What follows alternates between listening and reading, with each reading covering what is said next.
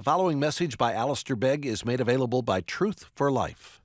For more information, visit us online at truthforlife.org. We resume our studies this morning where we left off last time, namely at the 14th verse of chapter 5. We had been trying to go all the way through chapter 5 and were unsuccessful. And so we need to pick it up at that point. Having dealt with chapter 5 in its fullness in preparation for last time, and then coming back to chapter 6 to start afresh for this time, I really wasn't sure of how to go at the whole procedure, how possibly to try and tie it all together. And I determined that there was a way to do it, which I think is legitimate to the Scriptures, and you can judge for yourselves on that. It certainly gives us some way of tracing a line through this very important section of the book.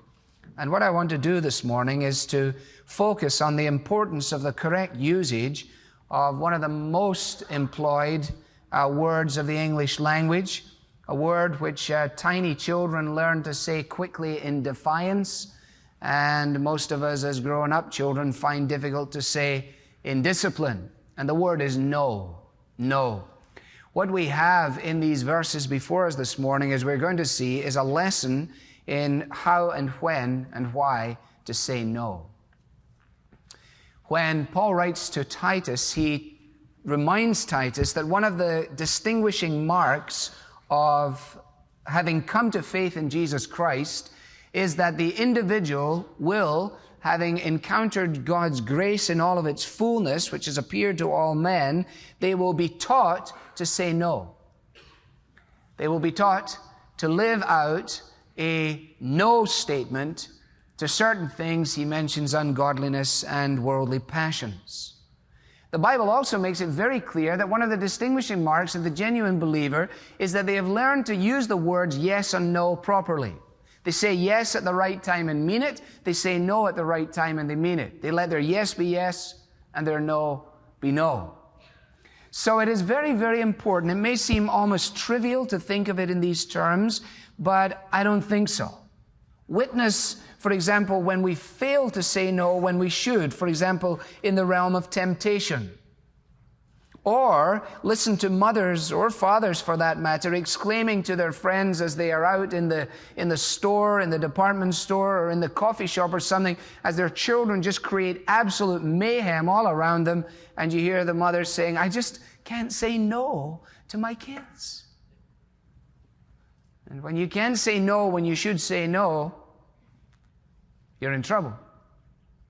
So learning to say no at the right time is very, very important, and no less so in the matter of leadership, as we see concerning Nehemiah here. If you want a succinct title, I'm going to dig it out of verse 2 of chapter 6, and we'll call it Saying No to Ono. Saying No to Ono.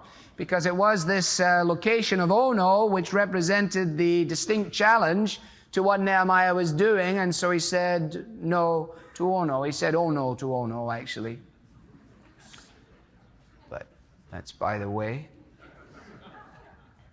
You see, if God's work is going to be done in God's way, which is the prevailing emphasis of these studies, then leadership needs to be principled enough to rule out other options.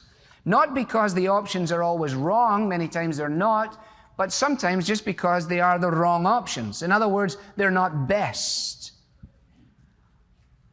And when we look into the life of this fellow Nehemiah, we have a tremendous example of somebody who, having put his hand to the plow, didn't look back. If you asked him, "What are you doing?" he knew what he was doing. Every day of the week, every hour of the day, he knew what he was on. He knew why he was saying yes. He knew why he was saying no. Terrific illustration of all manner of avenues of life. It is an illustration to a schoolboy or a schoolgirl as they set their course towards a successful completion of their journey. It is a lesson to the businessman, to the salesman. It is a lesson to the mother as she awakes in the morning to the multiple challenges of her task that week. She needs to know what she's going to say yes to and what she will say no to apply it in a few ways. Now, I want to suggest this morning that there are 5 areas in which we see Nehemiah saying no. and hopefully we can learn from them. First of all, in verses 14 to the end of the 5th chapter, we see Nehemiah saying no to undue privilege. Saying no to undue privilege. It is clear as you read these verses, and you may read them as I speak to refresh your memory, that there were obvious advantages to the position in which Nehemiah had been in Susa and now found himself in Jerusalem. The fringe benefits of the job were outstanding. His predecessors, as he tells us here in around verse 15 or so, had established a pattern of taking from the people food and finance to the degree that it had become burdensome to the people. Now, when you move into a new job, it's very possible for you just to go with the pattern that has been set by the person who sat in the chair before you. After all, the people have become aware of it, they become used to it, and they may safely assume, well, this character will just go along the journey the way the previous chap did.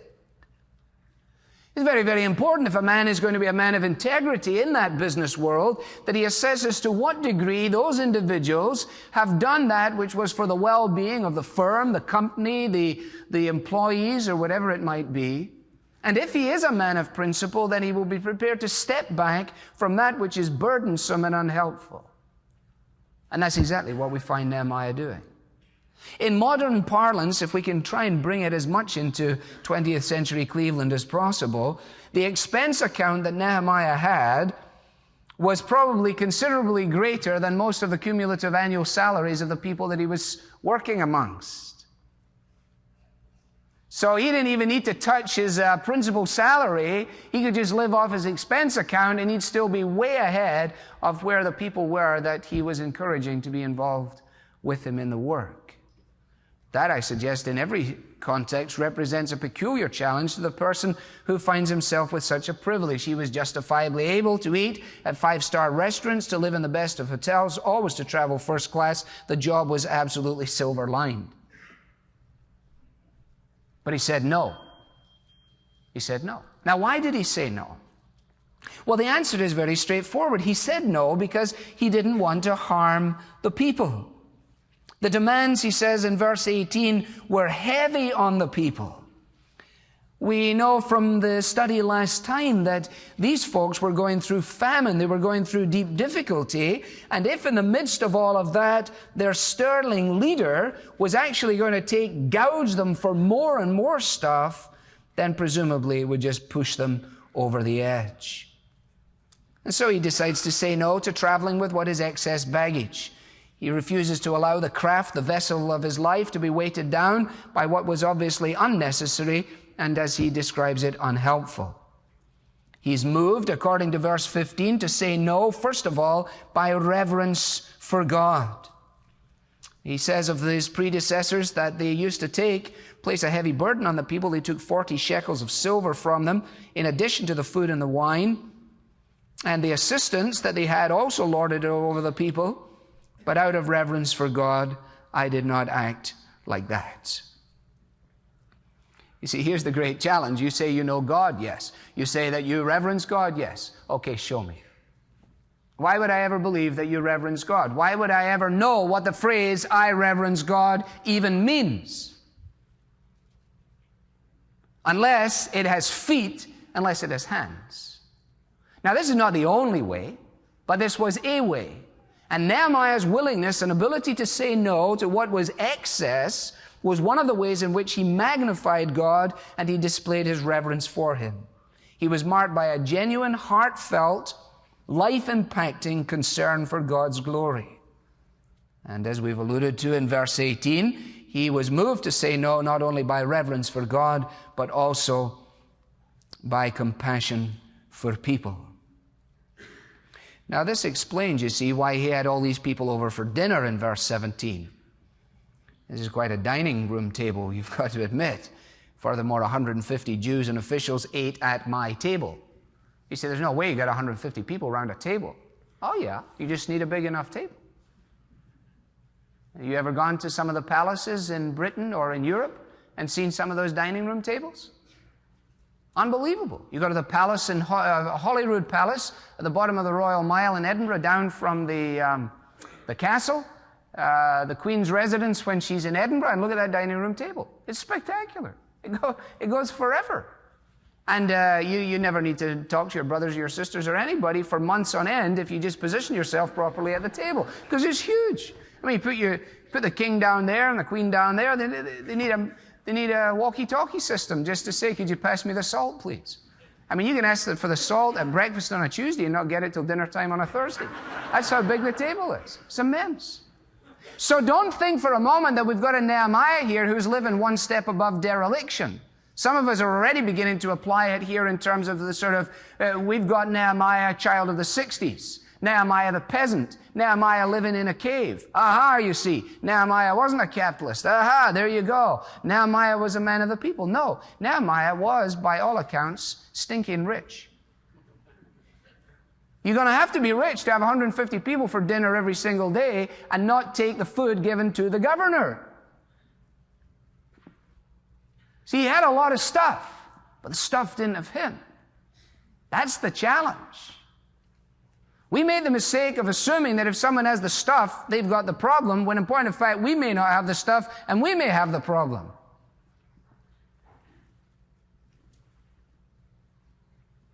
And so he has these big dinner parties. They kill an ox every day, 6 choice sheep every day, poultry every day, and every 10 days an abundant supply of wine of all kinds. He did this. He told his whoever it was that went out for the groceries, or they went to the sort of Jerusalem finest or whatever it was, not to advertise, but he said, go down there, get an ox, 6 choice sheep, poultry, and it's the day for the wine, and bring it all back. He obviously had big bucks from his job in Susa, or certainly from his job in Jerusalem. He was living with success. He was living with popularity. He was living with prosperity. I would imagine that's jolly difficult. Probably a lot harder than most of us believe. Oh, look at those people. They got so much. They have so much influence, so much opportunity. It must be fine for them. In fact, the Bible says, to whom much is given, much will be required. And Nehemiah displays his integrity by saying no to privilege. Just because it's there doesn't mean we have to use it. Just because it's there doesn't mean we have to have it. Just because the previous guy did it doesn't mean we have to do it too. It's an immense challenge. And I don't think it matters how many zeros we're talking about. It's a challenge to us all the time. Take the challenge. I certainly must face it. Saying no then to privilege. Secondly, saying no to pride. Saying no to pride. The completion of the project is described for us here in verse 1 and then in verse 15 of the chapter. Especially in the light of the speed with which this has taken place, we're told in 52 days they had put it all together. There's enough in this to pump up the average man's head so large that he'd need a couple of people to walk around with him just to hold his head up because his neck muscles wouldn't be sufficient for the task. There was enough in this to have massaged the ego of Nehemiah to the point of almost absurdity. But you will notice that he consistently avoided the posture. People might justifiably have said to him, tell me about your wall, Nehemiah. And he could have waxed eloquent on it all. How he'd been in Susa and he'd come 900 miles. He came singing, and I could walk 900 miles, and I could. That's just for anybody under the age of 17. And he came from Susa, walking 900 miles just to get there, just to be on the wall, just to do the job. And he could have said, there hasn't been a person in 90 years was able to tackle this project. I've been able to put it together. It's fantastic. We did it in 52 days. I'm really very good at this building stuff. I'm a good guy. And let me take you around my wall. He doesn't do any of that. So we learn from the silences of the Bible as well as from the express statements of the Bible. And what we learn from the silence in Nehemiah here is that here was a man that said no to a fat head. Here was a man who said, no, I will not take the glory to myself. I will not allow anyone to believe that this happened because of Nehemiah. Because I know that it was on account of the hand of God upon my life that made it possible for me to have all of this journey, to have all of these provisions, to make this reconnaissance mission work, and to encourage all these people to go. It was all God.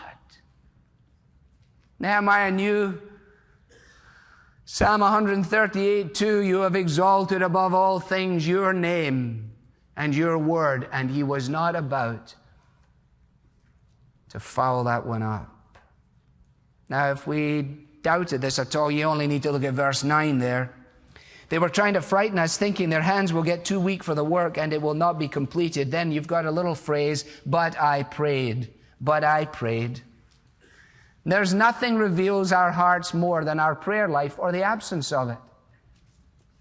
You see, if we think that we're really good at talking, we'll never pray for God to bless the ministry of His Word. We'll just rely on our ability to talk.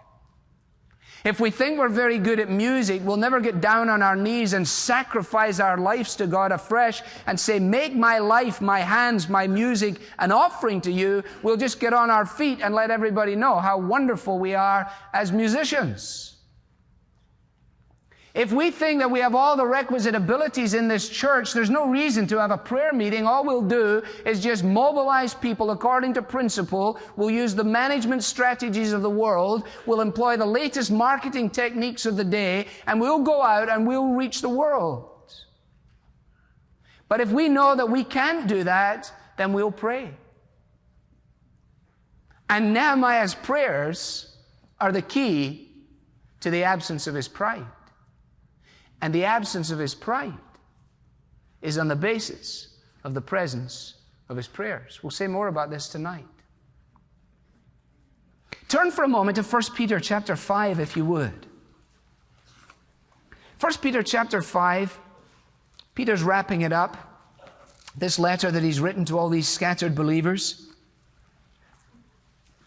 And he says, if you're going to live together in harmony with one another, one of the very important elements is going to be an absence of pride. And so in verse 5, he says, all of you wear humility towards one another. Don't be going around bristling with pride and preening your feathers and acting smart. Don't do that. Because, he says, quoting the Old Testament, God opposes the proud, but gives grace to the humble. And on the basis of that, he then applies it. He says, humble yourselves, therefore, under God's mighty hand, that he may lift you up in due time. It means learning to keep silent when I want to speak and tell everybody what a good job I did. It means being prepared to be silent when I want to speak and justify my position for everybody. It means being prepared to be silent and allow the work which God has chosen to do in you and through you speak for itself. See, Nehemiah lived in the awareness that God was sovereignly involved in his life. He was providentially dealing with him. And for all of his initiative, he doesn't display the kind of unhealthy self-assertiveness which so often marks those who are successful. There was none, if you like, of the spirit of the Olympics '94 in Nehemiah's response. Oh, what do you mean by that, says somebody. Well, I don't know if it's just me, but I've picked something up this time around that I don't remember quite before. Nowhere did it come across more forcefully than the other evening while the whole world watched the figure skating. And when the focus of all of America's affections and hopes and dreams finally took her place in front of the camera and was asked, how do you feel? Do you remember her response? I am very proud of myself. Excuse me? Wasn't there something supposed to be about, I am greatly humbled by the immense privilege entrusted to me to represent the United States of America in this arena? Again, what do you think about this? I am very pleased with what I have been able to achieve. And all the little girls of America, down there in that place at Shaker Heights where I have to go with my girls, are watching this. They're watching this and they're saying, and that's just what I want to be. Nehemiah, we just wanted to have a moment with you to interview you about your wall. How do you feel about your wall? I am very proud of myself and what I have been able to achieve. It's the spirit of the age. It all spills over from silly psychology, manifest in the realm of sports. I would want to say, in defense of the individual to whom I am alluding, that she is speaking out sound bites pumped to her by sports psychologists who told her, you've got to believe in yourself, you've got to think of yourself, you've got to think of the next thing, you've got to believe. And all of that's true, but all of that is not the essence of it. All of that is a means to an end, and all of that obscures the overarching purpose. We are breeding a generation of brats in a society that has exalted narcissism to the throne. But not Nehemiah. No, he said no to undue privilege. That's a hard one. He said no to rising pride. That's just as hard. Thirdly, he said no to mindlessness. He said no to mindlessness. You say, well, what is this all about? Well, let me try and explain. May not be immediately apparent. In order for God's people to be effective, there needs to be leadership that isn't mindless, it's alert. If you're still got your finger in 1 Peter 5, you will notice that once Peter has said, humble yourself and cast your anxiety, his very next phrase is, be self-controlled and alert. This is something that he keeps saying. In verse 13 of chapter 1, he says, therefore prepare your minds for action, be self-controlled. In verse 7 of chapter 4, he says the same thing. Therefore the end of all things is near, be clear-minded and self-controlled. Why would Peter have so much to say about this? Because this was where Peter fouled it up. Jesus says to him, Peter, watch and pray. That's not too difficult, right? You got two things to do, Peter. Watch and pray. Got it. Okay. Now I'm going to come back in a bit. I'm going to ask you, were you watching? Were you praying? Comes back, and there's Peter. That's part of the sermon for tonight as well, but we'll leave it there. So Peter says, Jesus said, watch and pray. I didn't watch and I didn't pray and I fouled up. So I want to tell you, so you won't do what I did, don't be mindless. Don't think that because I put verse 7 before verse 8, namely, cast all your anxiety upon the Lord, or in Nehemiah's case, Lord, strengthen my hands, that all you have to do is say, Lord, strengthen my hands. And then you'll take anything that comes your way, and you don't really need to adjudicate on it or think it through. No, that would be silliness. In Nehemiah's case, his saying no to mindlessness reveals itself in the fact that he didn't take everything at face value. He had a measure of skepticism about him. Now, if you've determined that skepticism and Christianity do not commingle, I suggest you read your Bible again. We're not talking about unhealthy cynicism. We're talking about healthy skepticism. A skepticism which is based upon what we know about humanity and what we know about our Bible and what the Bible says about ourselves. We're naturally skeptical about ourselves, if we're honest, because we're skeptical that our immediate reaction to things is not necessarily the purest and the best. If we don't have that healthy sense of skepticism, then we probably fall foul of the point we've just dealt with in relationship to pride. So, for example, here he gets this letter. The messengers come and say, we would like to have a meeting with you. Oh, this is a change. These people have been sending all these horrible threats, and now they want a meeting? I keep picturing him talking to his wife, which says more about the way I respond to things than it does about him, because he was probably a eunuch and didn't have a wife. So X that out of your mind, okay? But when he spoke to his wife, he would have said to her, I got a nice letter from these people. They want me to go to a conference. Isn't that nice? He didn't say that. He said to himself, you dirty wretch. No, he didn't. I made that up. But he said to himself, this is not straight up. Mindlessness would have said, hey, we're off to a conference. He said no to mindlessness because he says in verse 2, the end of verse 2, they were scheming to harm me. In verse 9, he says they were trying to frighten us. In verse 13, he says he had been hired to intimidate me. In other words, Nehemiah did not allow his unwavering dependence upon the hand of God to lull him into a sense of dreamy cluelessness. Trusting in God does not absolve us from the duty of personal vigilance. Right? Trusting in God does not remove us from the realm of vigilance. So you've got teenage kids.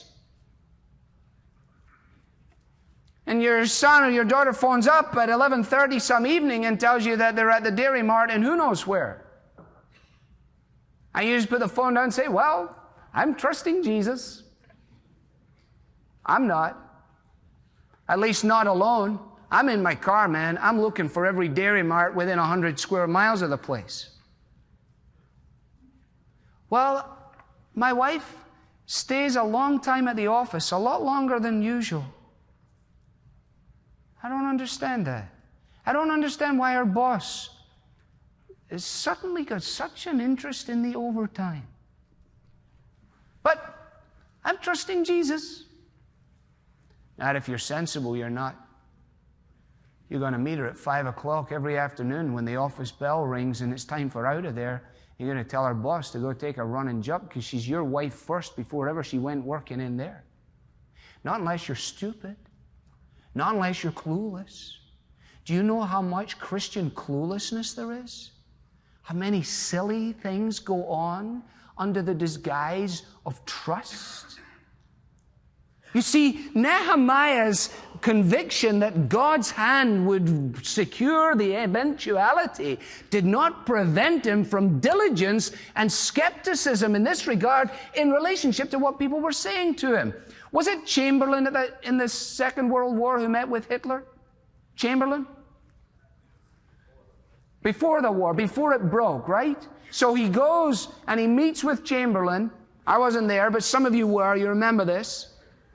And I've seen the newsreel photographs of him coming back at the airport somewhere in the south of England, waving the sheet of paper and pronouncing to the House of Commons, peace in our time.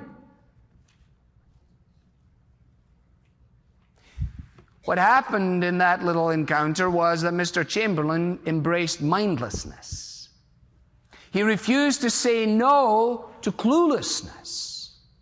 His doctrine of man was off because he was a universalist and a Unitarian, and he believed that man was getting even better and better all the time. And therefore this funny little man with a mustache, because he would be getting better and better all the time, presumably had fallen asleep, woken up, was feeling much better, much more disposed to the rest of Europe, and was happy to say and sign to peace in our time. And while he was signing to peace in our time, the armies of Germany and the mobilization of all of that stuff was being garnered for this immense and dreadful onslaught. 10 million soldiers lost their lives on French soil alone in the First World War. And Chamberlain, embracing mindlessness, opened the door to it all over again. Well, apply that as you might.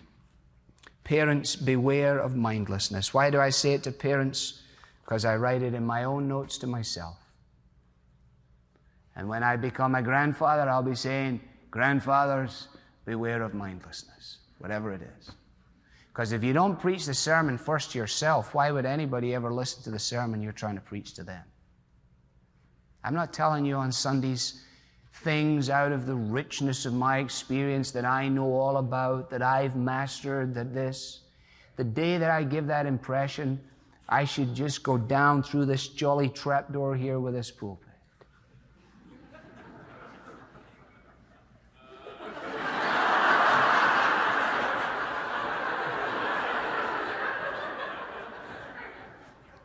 When I talk about saying no to privilege, it's a challenge to me. When I talk about saying no to pride, it's a challenge to me. When I talk about saying no to mindlessness, it's a challenge to me. And fourthly, when I talk about saying no to distractions, it's a challenge to me. Verse 3 is the key to this. I sent messengers to them with this reply, I'm carrying on a great project and I can't go down. Or as the New English Bible translates it, I have important work on my hands at the moment and I cannot come down. Nehemiah related everything to his primary calling. The question that he poses in verse 3 is honest and it's vital. Here's the question. Why should the work stop while I leave it and go down to you? That's a question that a mother asks about 40 times a day. She's just got her hands into something. Son said, could you please take me to the such and such?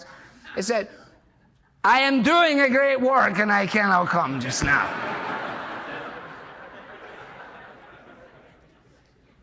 And then you're up the top of the ladders. You understand. Now, what's the story here? Nehemiah understands that his primary focus is clear. Let me do this and we're done. Because we're going to finish with a wonderful anthem this morning. We're looking forward to it. Now listen. Think about every life you've ever known that's made a mark. Whether in history, in family, in friendship, or in business. And you're thinking about a life that is absolutely focused.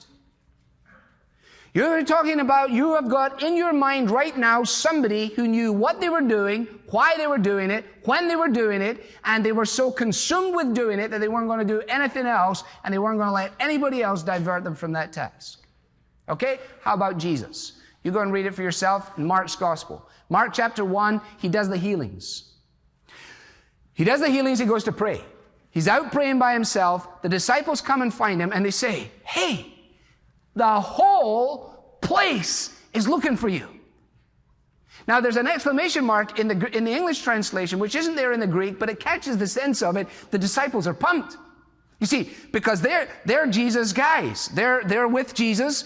They're the Jesus people, and his thing is taken off. He's got a ministry that's going gangbusters. He did a few healings, and the whole place is going crazy. They're up in the middle of the night looking for Jesus. They're all over the place looking for Jesus. And so they come and find him and say, everyone's looking for you, Jesus. And you'll find in Mark's chapter 1, verse 38, Jesus says, let us go somewhere else.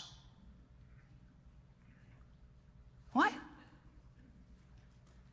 Jesus, I don't think you understand what we just said to you. We're telling you that your healing thing, it's big. I mean, there's going to be tapes, books, videos, TV. I heard exactly what you're saying. Let's go somewhere else. Explanation. That I may preach there also. That is why I've come. See, he knew what his wall was, and he wasn't coming off it. Paul, 1 Corinthians 9. I am prepared, he says, to reach out to all manner of people in all manner of ways in order that by all means possible I might win some. Paul to Timothy as a young man, he says, I give you this charge. Preach the word, be diligent in season and out of season. Keep your head, endure hardship, do the work of an evangelist, discharge all the duties of your ministry. Timothy, don't come off your wall. If I may just apply this in a different way for a moment, I want to say to those of you this morning, Let me speak to mums for a moment. And there you are in the high calling of motherhood. Whatever stage it is, whether it's the nappy stage or the teenage stage or multiple stages. And every so often on a Tuesday at about 11:30 in the morning, as you look around on all of this and you think about what you're doing and why you exist and where you're going, there come all kinds of invitations to get off your wall. I want to tell you, don't get off your wall. You're at the very apex of opportunity. Your children will arise and call you blessed. Just stay on the wall. Some of you are thinking about running away and leaving your job and moving because the circumstances aren't just the way you wanted it, and if this happened and that happened, the next thing happened. Listen, it all falls apart in the next place as well. Geography is irrelevant ultimately. Stay on the wall. Keep your focus. Say no to distractions. And the final point, and my time is gone, is that Nehemiah knew how to say no to fear and to intimidation. See, the whole point was that from outside and inside, they were all trying to give him a real working over. But he knew it. He said, they're just trying to frighten us. And the real test of his leadership is the real test of all leadership. And that is, it is the ultimate test of human opinion. Would Nehemiah be brought down by their accusation? Would he be seduced by their adulation? Because that's true always in leadership. The 19th century hymn writer puts it like this: some will hate thee, some will love thee, some will flatter, some will slight. Cease from man and look above thee. Trust in God and do the right.